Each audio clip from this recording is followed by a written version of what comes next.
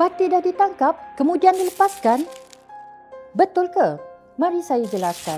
Jabatan Imigresen Malaysia bertindak berdasarkan aduan yang diterima daripada orang awam.